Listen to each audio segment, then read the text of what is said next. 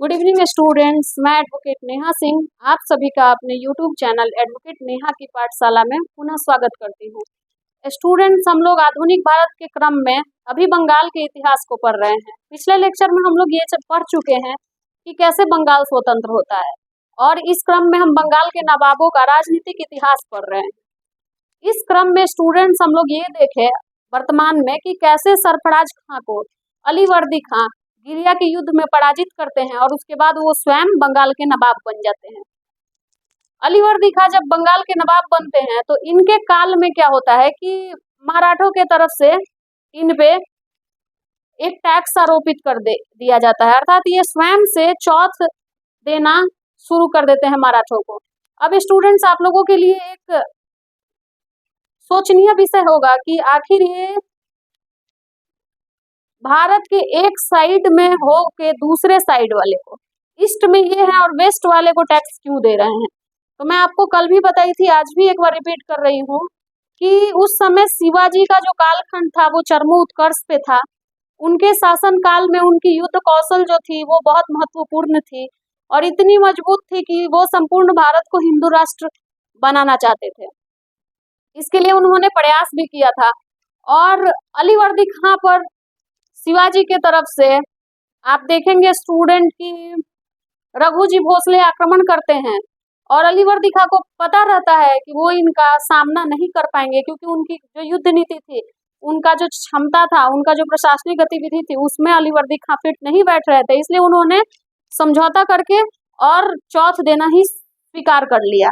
अब मैं आप लोगों को ये बताने जा रही हूँ कि आखिर मराठाओं के द्वारा आरोपित ये चौथ किस प्रकार का टैक्स था। तो स्टूडेंट, मैं आप लोगों को बताऊं, मराठा साम्राज्य में दो प्रकार का टैक्स लगता था। एक था चौथ और दूसरा था सरदेश मुक्ति। हमारे यहाँ आप देखते होंगे कि गांव का जो हेड होता है वो मुखिया होता है। उसी प्रकार महाराष्ट्र साइड में जिस क्षेत्र में शिवाजी का शासन था, उधर जो छोटे छोटे प्रांत थे वहां के जो हेड होते थे वो देशमुख कहलाते थे और उनका जो हेड होता था वो सरदेशमुख कहलाता था। उस प्रकार शिवाजी देशमुखों के हेड थे। तो जो शिवाजी के अपने साम्राज्य में राजस्व को मेंटेन करने के लिए जो टैक्स लगाया गया था, वो ये टैक्स जो था अपने क्षेत्र से लिया जाने वाला टैक्स था, जहां पे उनका शासन था।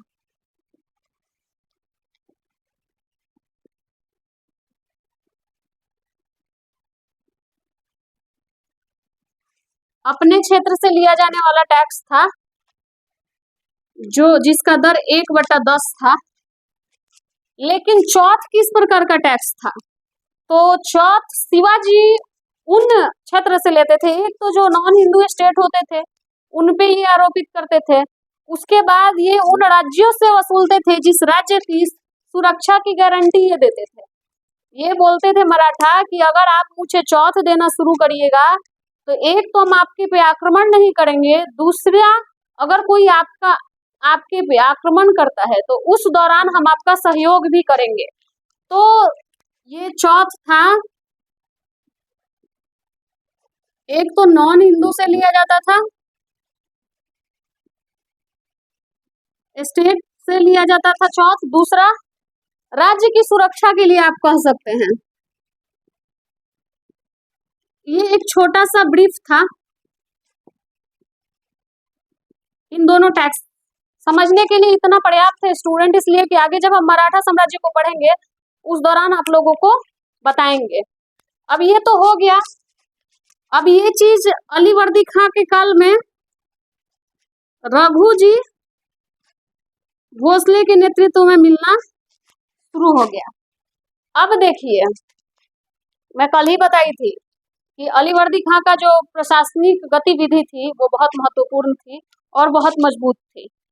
इसी कारण वो अंग्रेजों की तुलना मधुमक्खियों से किए थे। मैं कल के लेक्चर में बता चुकी हूँ, वो कहते थे कि मधुमक्खी की तरह है अंग्रेज, अगर आप इनको डिस्टर्ब नहीं कीजिएगा तो ये शहद देंगे, अगर डिस्टर्ब कीजिएगा तो ये काट के मार देंगे। ऐसा स्टेटमेंट था उनके प्रति इनका। ये ब्रिटिश ईस्ट इंडिया कंपनी को, इतना तो हो ही गया अलीवर्दी खां में। नेक्स्ट पॉइंट था कि ये ब्रिटिश ईस्ट इंडिया कंपनी को बंगाल में सिर्फ व्यापार का अधिकार दिए। अलीवर्दी खां। कल हम लोग जो पढ़े थे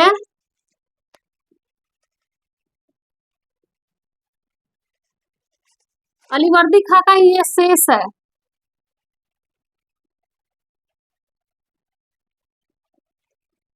बंगाल में ब्रिटिश ईस्ट इंडिया कंपनी को इन्होंने सिर्फ व्यापार का अधिकार दिया, इन्होंने सेना रखने, यहाँ आप नोट बना लीजिएगा, किस चीज का अधिकार नहीं दिया।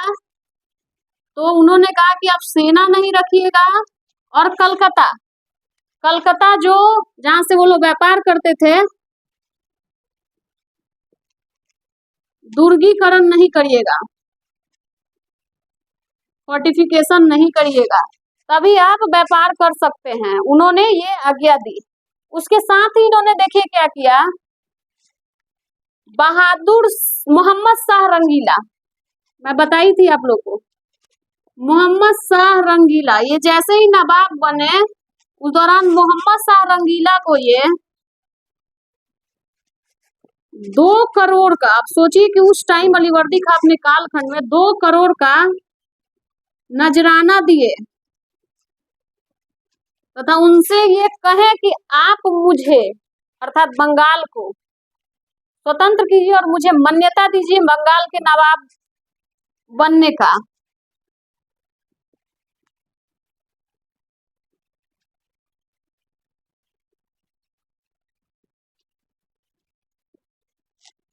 और मोहम्मद शाह रंगीला देते भी हैं। तो स्टूडेंट्स यहाँ पे एक मैं क्वेश्चंस रिपीट करती हूँ, आप ध्यान दीजिएगा। यहाँ पे एक क्वेश्चन बनेगा आप लोगों का कि बंगाल का नवाब कौन था सिर्फ, तो ऑप्शन में आप मुर्शिद कुली खां हो तो आंसर लगा दीजिएगा। लेकिन मान्यता प्राप्त मतलब मुगल बादशाह से आज्ञा पत्र प्राप्त करके बंगाल का पहला नवाब कौन बना, तो ये अलीवर्दी खां हो जाएंगे। 1756 में इनकी मृत्यु हो गई।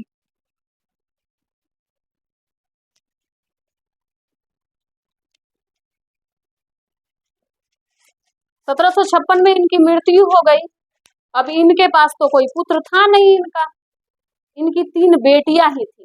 तो स्टूडेंट्स यहाँ तक आप नोट करिए, उसके बाद मैं पुनः नेक्स्ट पॉइंट पे आती हूँ, उसको समझेंगे हम लोग।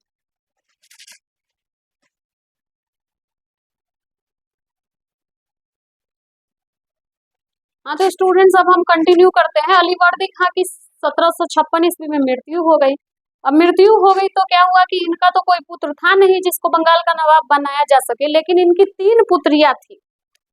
अब यहाँ से एक नया कहानी फ्रेम होता है। अलीवर्दी खां के पुत्र तो थे नहीं, इनकी 3 बेटियां थी। अब 3 बेटियों का नाम क्या था, तो इनकी एक बेटी का नाम था घसीटी बेगम, नाम सुने होंगे आप लोग। दूसरी बेटी का नाम था मामूना बेगम, घसीटी बेगम, मामूना बेगम। और तीसरी बेटी का नाम था अमीना बेगम। इन्होंने अपनी तीनों पुत्रियों का विवाह अलग अलग प्रांत के नवाबों से किया था। घसीटी बेगम का विवाह हुआ था ढाका के नवाब से,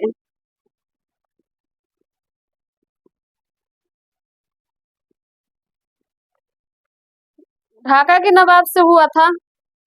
मामूना बेगम का नाम विवाह हुआ था पूर्णिया के नवाब से। और तीसरी अमीना बेगम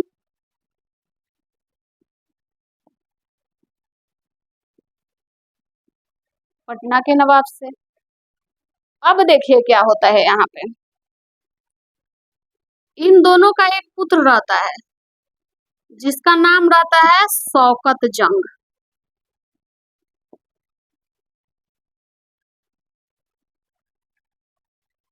इनके भी एक पुत्र रहते हैं,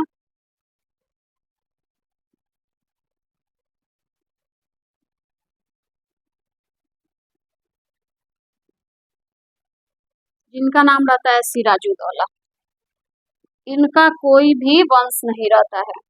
अब स्टूडेंट्स, कहानी इतना ही पे नहीं रुकती है। कहानी यहाँ पे ये है कि इन तीनों नवाबों की मृत्यु हो गई रहती है। इन तीनों नवाब की मृत्यु हो गई तो ढाका के नवाब की मृत्यु हो गई, तो वहां का प्रशासन घसीटी बेगम देख रही थी। पूर्णिया के नवाब की मृत्यु हुई तो इनके पुत्र पहले ही से थे, तो शौकत जंग नवाब बना दिए गए। अब बचे सिराजुद्दौला, इनकी भी मृत्यु हो गई थी, लेकिन तब तक तो ये वाला जो हिस्सा था, इस हिस्से के बारे में ना सोच के आपको ये बता दें कि ये जन्म के बाद अपने नाना के साथ रहते थे। नाती थे ही, ये अलीवर्दी खां के साथ रहते थे। शौकत जंग नवाब बन गए तो ये वहां का प्रशासन देखने लगे पूर्णिया का। अब क्या हुआ कि जो 1756 में अलीवर्दी खां की मृत्यु हुई, उस दौरान ये सिराजुद्दौला को नवाब घोषित कर दिए। कारण क्या था कि बहुत प्रेम था इनको, अथाह मोह था सिराजुद्दौला से। इन्होंने क्या किया, सिराजुद्दौला को नवाब घोषित कर दिया। अब नाना और नानी इन पे इतना लाड़ दुलार लुटाते थे कि ये अड़ियल किस्म के हो गए थे। अड़ियल, आप जितना भी इस टाइप का पर्यायवाची शब्द अपने नोट्स में लिख सकते हैं, आप लिख सकते हैं, स्वतंत्र है। तो ये पूरा जिद्दी टाइप के इंसान हो गए थे। ये बने नवाब। अब ये नवाब बन गए बंगाल के, तो गुस्सा तो इनको भी आएगा, क्योंकि ये तो 3 बेटियां थी और 3 बेटियों के जो पिता थे उनका बंगाल पर अधिकार था। तो ये तीनों के अंदर इच्छा थी कि बंगाल में तीनों का हिस्सा होगा। अब सिर्फ सिराजुद्दौला नवाब बन गए। समस्या हुई घसीटी बेगम को भी। घसीटी बेगम सीधे संपर्क की शौकत जंग को और बोली कि तुम तो पहले से पूर्णिया के नवाब हो, तुम्हारे अंदर क्वालिटी थी शासन करने की, देखो तुमको नवाब नहीं बनाया गया और सिराज को नवाब बना दिया गया, कि मैं तुम्हारा मदद करूंगी सैन्य शक्ति से भी, और बाकी जितनी राजनीतिक शक्ति होगी, आर्थिक शक्ति होगी, तुम सिराजुद्दौला पे आक्रमण करो। ये उठते हैं शौकत जंग और घसीटी बेगम की जो दोनों की सेना रहती है, दोनों मिलकर सिराजुद्दौला पे आक्रमण करते हैं। कब? तो 1756 ईस्वी में। अब 1756 में एक युद्ध होता है, मनिहारी का युद्ध।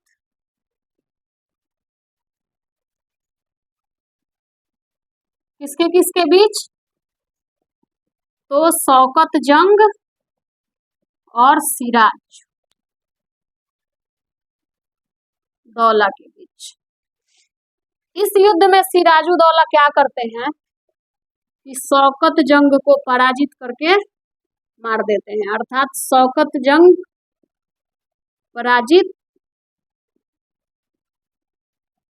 करके मार देते हैं। अब तो बंगाल के लिए स्वतंत्र नवाब हो गए ये, क्योंकि जो इनका क्या था, दुश्मन था, वो समाप्त हो चुका था। घसीटी बेगम थी, उनकी मौसी थी, उनसे तो खतरा था ही, लेकिन नवाब सीट जाने का टेंशन नहीं था।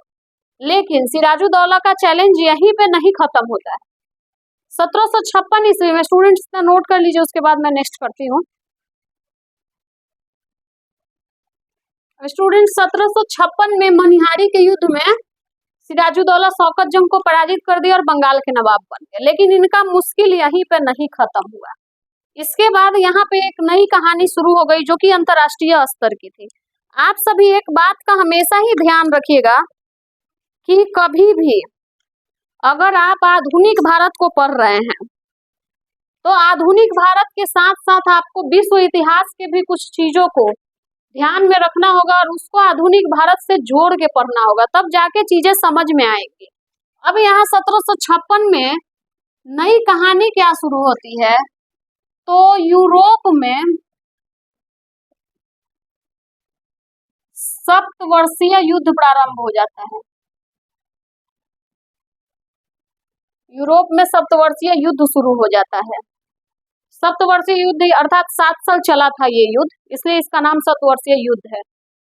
ये युद्ध किसके बीच शुरू होता है?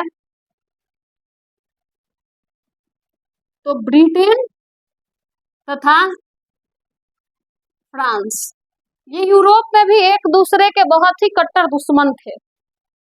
अब उस दौरान क्या होता था स्टूडेंट्स, एक चीज का आप ध्यान रखिएगा, जब भी यूरोपीय कंट्री में वहां पे युद्ध होता था ब्रिटेन और फ्रांस के बीच में, तो ये युद्ध उन सभी जगहों पे होता था जहां जहां ब्रिटेन और फ्रांस की कॉलोनी स्थापित थी।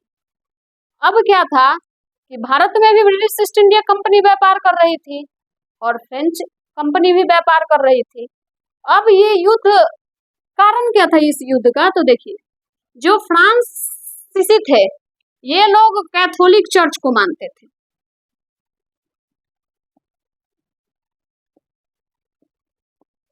जो कि कट्टरता का प्रतीक था, तथा इनका जो शासन था वो राजतंत्रात्मक था, और इनका भी व्यापार था भारत में,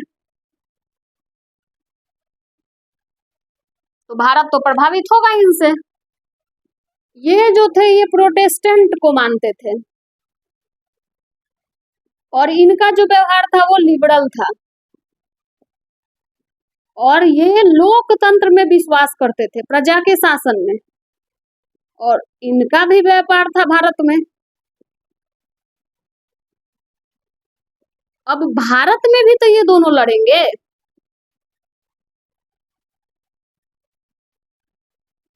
और जब ये दोनों ब्रिटेन में लड़ रहे होते हैं उस समय भारत में इनका व्यापार बंगाल में ही स्थापित हो रहा होता है, और बंगाल में शासन कौन कर रहा होता है?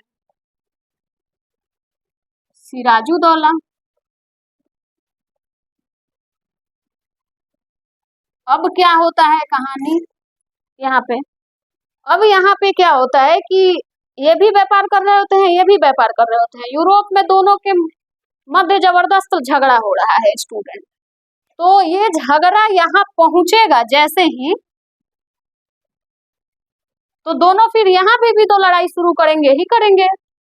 तो बंगाल में इन लोगों ने जहां जहां से व्यापार शुरू किया था, सिराजुद्दौला के कालखंड में ब्रिटिश ईस्ट इंडिया कंपनी और फ्रेंच कंपनी भी बंगाल में व्यापार करती थी। ब्रिटिश ईस्ट इंडिया कंपनी कहाँ से व्यापार करती थी? आप लोग जरूर कमेंट करके बताइएगा हमको। वैसे मैं बता ही रही हूँ, ये कलकत्ता और ये लोग चंद्रनगर, कलकत्ता और चंद्रनगर से ये व्यापार कर रहे होते हैं। कलकत्ता में कासिम बाजार क्षेत्र है, कासिम बाजार। अब ब्रिटिश ईस्ट इंडिया कंपनी क्या करती है कि यूरोप वाला युद्ध यहाँ पहुंचे और पहुंच के यहाँ भी लड़ना पड़े उससे पहले यहाँ पे ये दुर्गीकरण स्टार्ट कर देती है, और यहाँ फ्रांसीसी कंपनी भी दुर्गीकरण स्टार्ट कर देती है भारत में। इसकी सूचना मिलती है किसको? सिराजुद्दौला को। अब जैसे ही इसकी सूचना सिराजुद्दौला को मिलती है, सिराजुद्दौला दोनों कंपनियों को चिट्ठी भेजते हैं कि ये आप अपनी शक्ति का गलत प्रयोग कर रहे हैं, क्योंकि आपने हमारे नाना अलीवर्दी खां से ये अनुमति नहीं ली थी कि आप यहाँ व्यापार के अलावा दुर्गीकरण भी करेंगे, इसलिए ये गलत है, कानून के खिलाफ है, इसलिए आप ये बंद कर दीजिए। फ्रांसीसियों ने सिराजुद्दौला का बात माना और ये काम बंद कर दिया, लेकिन ब्रिटिश ईस्ट इंडिया कंपनी बात नहीं मानी, बोली चिट्ठी न भेजे हैं, कुछ कर थोड़ी रहे हैं, हम नहीं मानेंगे इनका बात। स्टूडेंट, ये बात नहीं मानना ही कारण बन जाता है ब्लैक होल ट्रेजेडी का,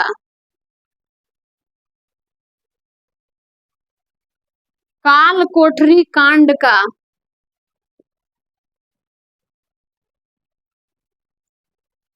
अब स्टूडेंट्स, क्या है कालकोठरी कांड, क्या है ब्लैक होल ट्रेजेडी, इस चीज को हम कल के लेक्चर में कंप्लीट करेंगे। आज आप लोग इसका नोट्स प्रिपेयर करिए। कल के लेक्चर में हम कालकोठरी कांड को पढ़ेंगे, उसके बाद हम सिराजुद्दौला के शासन प्रशासन को पढ़ेंगे और उसके पश्चात हम नेक्स्ट बंगाल के नवाब को पढ़ेंगे। इसलिए आप लोग इसको करिए, इसके साथ साथ आप प्रीवियस ईयर क्वेश्चन भी करिए। अगर आपको असुविधा हो रही है तो डेली 8 बजे आप हमारे यूट्यूब चैनल पे लाइव जुड़िए और डेली क्वेश्चन का डिस्कशन करिए, और साथ ही हमारे चैनल को लाइक करिए, शेयर करिए, सब्सक्राइब करिए। Thank you students.